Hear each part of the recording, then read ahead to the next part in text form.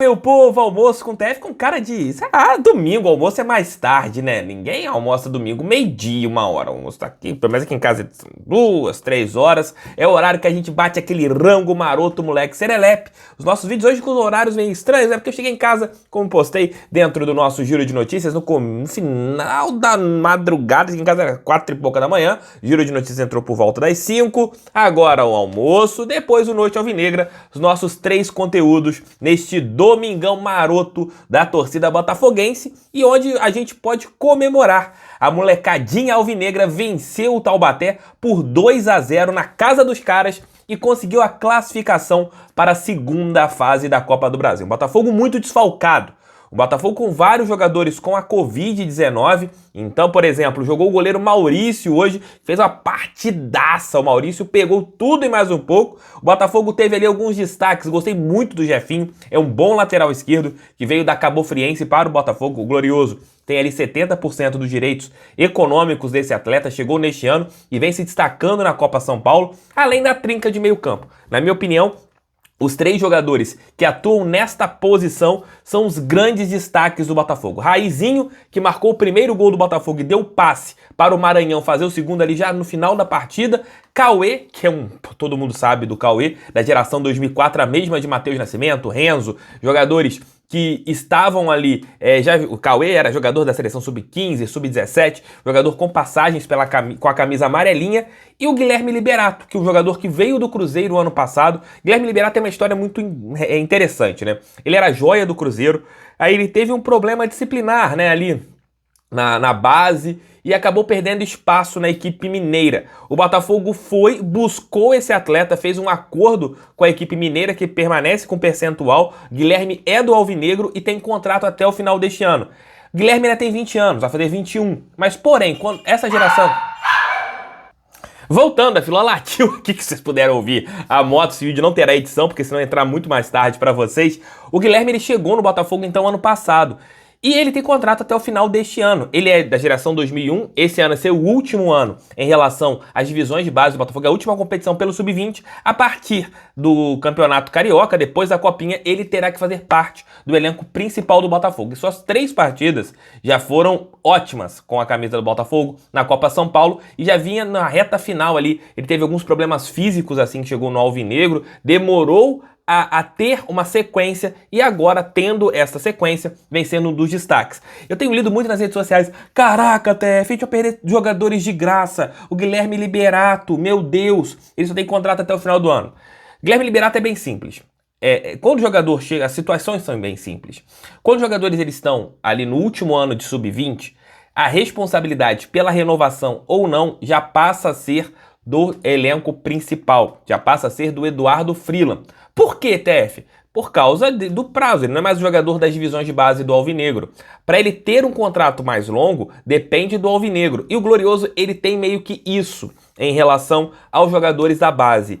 Pelo Alvinegro não ter uma condição financeira muito ampla, o que acaba acontecendo? Os jogadores de último ano de sub-20 terminam seus contratos no último ano de sub-20. Casos diferenciados, como de Matheus, Cauê, jogadores que são de seleção, aí o Botafogo faz algo diferente. Mas os jogadores que não são da seleção brasileira, jogadores que não têm um desempenho de nível, colocou ainda, de seleção, o Botafogo costuma terminar seus contratos no último ano de sub-20. Quem vai definir se eles continuarão ou não é o diretor de futebol da equipe principal. O caso do Guilherme Liberato é um pouco diferente. Ele já chegou no Botafogo no seu último ano de sub-20 e fez um contrato já pensando no primeiro ano de profissional, que é neste ano.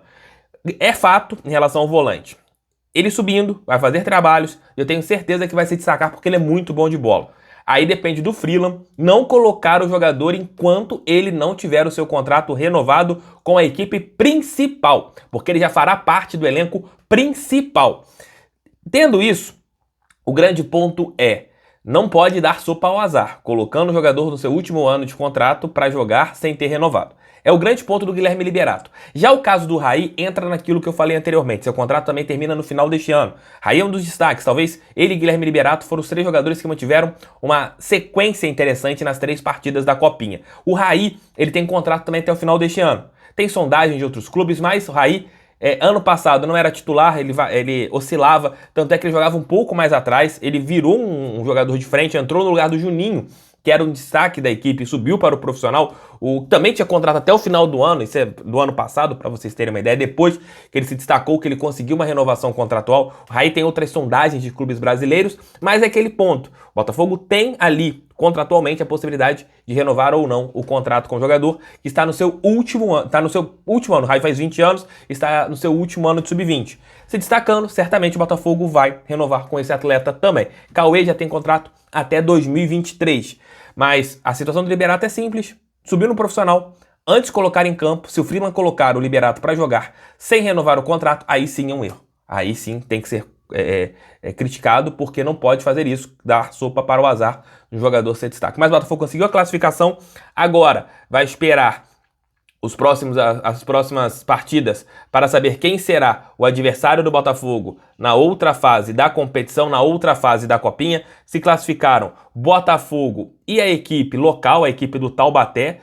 O Taubaté jogava ali pelo empate para ficar à frente do Botafogo na classificação geral. E agora o Alvinegro vai enfrentar na próxima fase, na primeira fase de mata-mata da competição. O Glorioso vai ter um jogo complicado, né? Vai pegar equipes ali paulistas que são, digamos que, sempre chatas nesta competição. O Botafogo está classificado em primeiro lugar do grupo 14, vai enfrentar na segunda fase o vice-líder do grupo 13, 15 de Piracicaba ou São José do Rio Grande do Sul. Duas equipes chatas em relação às divisões de base, mas conseguimos fazer a nossa parte.